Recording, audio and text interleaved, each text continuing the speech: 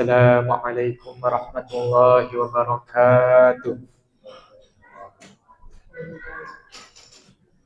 Alhamdulillah wassalatu wassalamu ala Rasulillah wa ala alihi wa sahbihi wa mawalah, amma ba'du. Bapak-bapak, ibu-ibu hadirin sekalian, apa kabarnya? Alhamdulillah. Ibu-ibu bagaimana, Bu? Aman, Bu?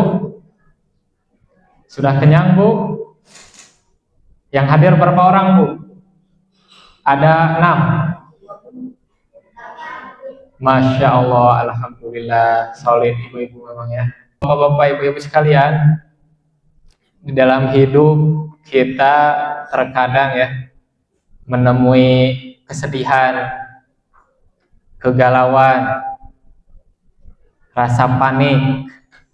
Betul gak, Bu? Masya Allah. Nah, saya ingin kembali ke ribuan tahun yang lalu.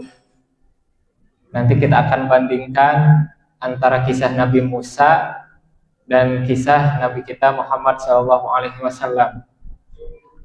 Jadi kita tahu bahwasanya suatu ketika Nabi Musa itu dikejar-kejar oleh pasukan Fir'aun, mau dibantai, mau dibunuh. Nabi Musa dan kaumnya terpojok di depan laut. Di depannya lautan besar dan di belakangnya menyusul pasukan Fir'aun. Kemanakah akan pergi? Makanya kaum Nabi Musa saat itu bilang apa? Inna lamudrakun. Kita akan ketangkep ini. Pesimis itu kaum Nabi Musa. Makanya kata-katanya demikian. Udah nih, habis kita nih, dibunuh nih. Kita pasti kesusul nih. Tapi apa kata Nabi Musa, Babu? Kalla inna ma'ya rabbi sayahdi. Kata Nabi Musa, enggak. Sesungguhnya Robku atau Tuhanku bersamaku dan dia akan memberikanku petunjuk. Itu keoptimisan Nabi Musa. Dan akhirnya diperintahkanlah untuk memukulkan tongkatnya dan terbelahlah lautan itu. Adapun kisah Nabi Muhammad saat beliau hijrah ke Madinah berdua dengan Abu Bakar, dan posisinya kurang lebih sama, dikejar-kejar kafir Quraisy yang semuanya mencari kepala beliau. Artinya semuanya mau membunuh beliau.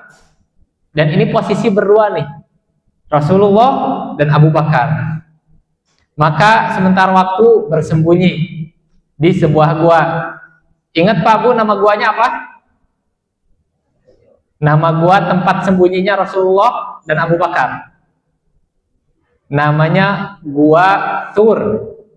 Jadi ini beda sama Gua Hiro yang tempat awal wahyu ya. Gua Tur, tempat bersembunyinya Rasulullah dan Abu Bakar saat dikejar-kejar kafir Quraisy. Berdua di dalam gua. Kemudian dekat banget posisi orang kafir. Bahkan sampai Abu Bakar tuh cukup panik, sampai dia mengatakan, ya Rasulullah, kalau itu orang-orang kafir sampai menengok saja, perhatian, pasti kita akan tertangkap. Terus apa kata Rasulullah? La tahzan innallaha ma'ana. Abu Bakar, jangan sedih. Sesungguhnya Allah bersama kita. Jadi kita lihat ada dua perbedaan di dalam dua kisah ini. Pertama, itu Bani Israel atau kaumnya Nabi Musa itu pesimis sehingga mereka mengatakan pasti kita akan ketangkep nih. Tapi kalau kata-kata Abu Bakar itu hanya menunjukkan kewajaran, kekhawatiran saja. Ya Rasulullah, kalau mereka sampai melihat saja kita akan tertangkap. Jadi Abu Bakar gak ngomong, gak pesimis, Rasulullah kita akan tertangkap, gak gitu. Jadi konteksnya beda. Terus jawaban dari kedua nabi beda juga ternyata. Kalau Nabi Musa bilangnya Tuhanku bersamaku, kalau Rasulullah bilang innallaha ma'ana, Tuhan bersama kita. Nah, kita bisa mengambil pelajaran dari sini bahwasanya saat kita mendapatkan kepanikan, keterpurukan, sehingga seakan-akan kita tuh bakal habis sudah, seakan-akan masa depan kita tuh sudah suram udah, maka jangan sampai kita bersedih, jangan sampai kita pesimis. Hanya ketakutan sedikit itu wajar, seperti yang dialami Abu Bakar. Tapi jangan sampai kita bilang, ah udah, saya udah gak ada masa depan lagi. Jadi ternyata Bapak Ibu sekalian, agama Islam ini mengajarkan kita bagaimana manajemen menghadapi masalah di dunia ini.